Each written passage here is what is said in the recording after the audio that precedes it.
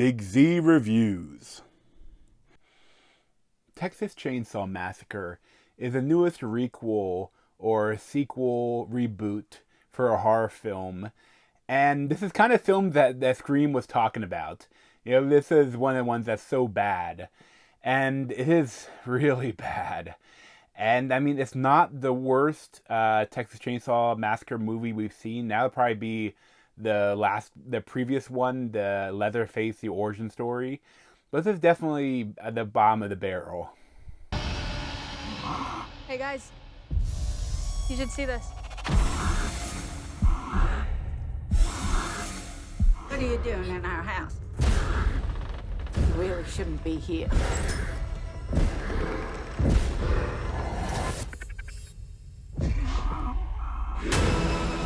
So this film is on Netflix. Is produced, and I don't think they bought it, or I think it was all like directly funded by them.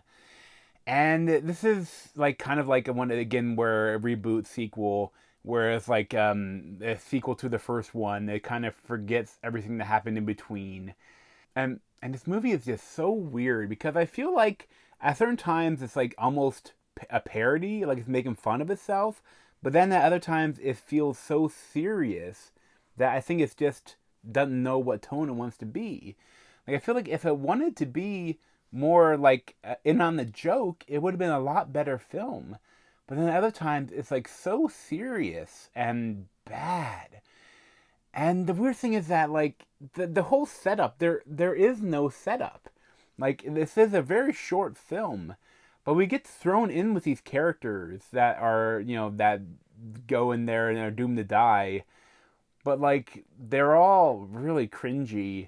And there's like mainly the main two is Sarah Yarkin and Eiley Fisher. Like they're sisters. And Eiley Fisher, her character was a survivor of a school shooting. And that is handled very poorly. It's just in case you wondered. But like there's and like this whole thing that like there are a bunch of yuppies that are buying this town in Texas, and like they have plans to revitalize it. And the weird thing is, what's one guy that is like the only interesting character in the movie, played by Mo Dunford. Like he's like, so you're a cult then, and it's like I think it would be more interesting if they were a cult and they're creating a commune here or something. But like what it is, like they're like he's Jacob Lattimore. He's like a chef, and they want to do this whole thing where bringing in people and revitalizing this town with this like this like bus of people, and like they're auctioning off the places that like the bank like stole from people and they're selling it to them on the cheap. And like so much of it is just so weird. Like they don't set up like, so what's going on here? Like how did this happen? And like that the whole thing that like are we the bad guys because like they're kind of like it's like reverse gentrification, because that's a weird thing. It's I don't think they meant it to be, but it's kind of like really racist, like because there's a whole thing like Leatherface and like the woman that's like taking care of him in the old orphanage is one of the houses that they're stealing, and like it has a rebel flag, a Confederate flag on the outside of the building, and they tear it down and like they stomp on it in the street. And like Leatherface is like, "Oh, you black people, I'm gonna chainsaw you." That's really kind of what it is. This is even more so when most of the people that are on the tour bus, that like you've seen the scene where like he goes on the tour bus and they must have a good connection. He's holding the phone. You better watch out or you're gonna get canceled, bro. And then like he proceeds to murder the entire bus. And like the thing is, most of the people on the bus are minorities. Like there are a couple of white people, but predominantly they're black people and Asian people, and I think Latino. Like it, I don't think they meant it to be, but like I feel like they're trying to make Leatherface the alt-right hero that will chainsaw all the minorities and all the liberals for tearing down their their slave flag, their rebel flags. And I don't think the director David Blue Garcia meant that, but it's kind of what it felt like at times.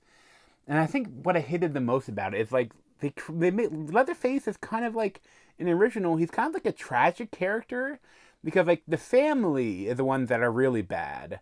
You know, he's like mentally challenged, but like there's some innocence to him, even though he's horrible and horrifying. But this one, they're trying to make him into like a Michael Myers or a Jason or a Freddy. They're trying to make him into that, to like the magical, superpowered, unstoppable killing machine. And I feel like that's never what he was supposed to be. The whole idea with there is like they say that this is based on a true story, even though it actually wasn't. The whole thing is that it was kind of more down to earth, and this one is not down to earth. And he also has a magical chainsaw.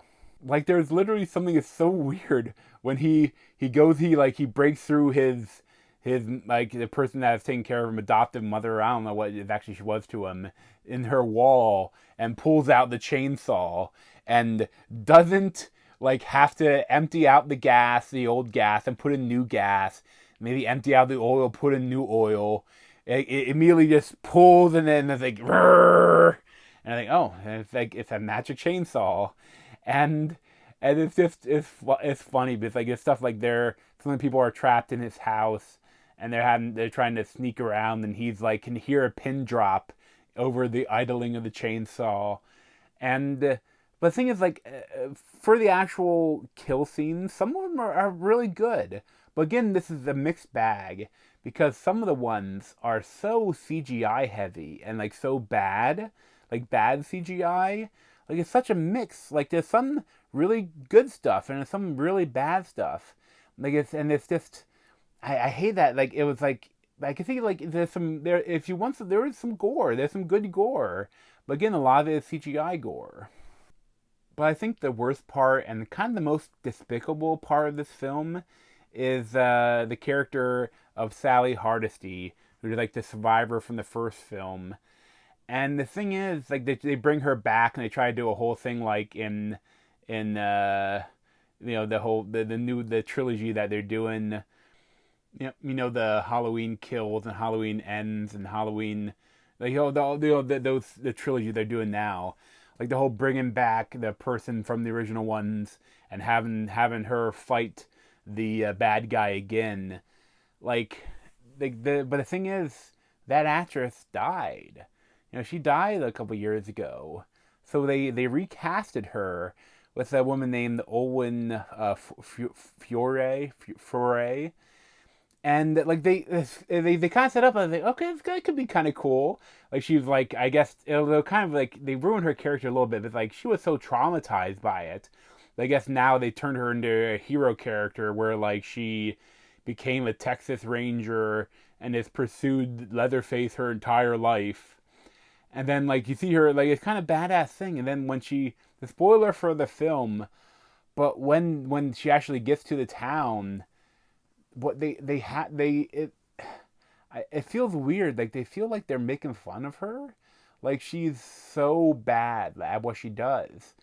Like she freezes and has a shotgun to the guy's head and can't pull the trigger, and then she puts the other girls in danger, and then she gets splayed with the chainsaw, but then somehow doesn't die and gets at least one shot off on him. And it's like she's so incompetent. It feels weird to bring the character back, to just humiliate her and then murder her. I don't know, it felt wrong. Honestly, it felt wrong, and I don't know why they did that, because it didn't what she did didn't change the film in any way. Because of what they did with her, she literally didn't change in any way. Like she gave one shot on the guy, and I guess that the girl used her shotgun. But and there's a whole thing too with like the school shooting survivor taking up a gun to kill the bad guy. Like some of the stuff they do is very heavy-handed. And then too, again, full spoiler, but like at the very end they try to recreate the scene from the beginning where as she like flees away in the car and he's dancing with a chainsaw. But like something is so weird about it, it's so anticlimactic how they did it. And then how like there's a fake head that looks so bad. Like, I think it's CGI head. And I feel like when he's dancing around in the chainsaw, like it doesn't look right. It look like that is such a kind of beautiful and horrifying image from the first film that's kind of artistic. And this one they do like a couple seconds of it, and it feels like an afterthought. It feels like I don't know. Leatherface, he looked like CGI. Like the whole thing was CGI. Like I'm not sure, but it looked wrong. It didn't look real. And too maybe he is supposed to be like 70 years old, but he's magical and has a magic chainsaw and he's unkillable and he's just trying to make a new slasher super powered guy, and it just fails to me. It's just really bad. I'd probably give it like a 3 out of 10. But thanks for watching. If you want to see more of me, you can subscribe down below. Thanks.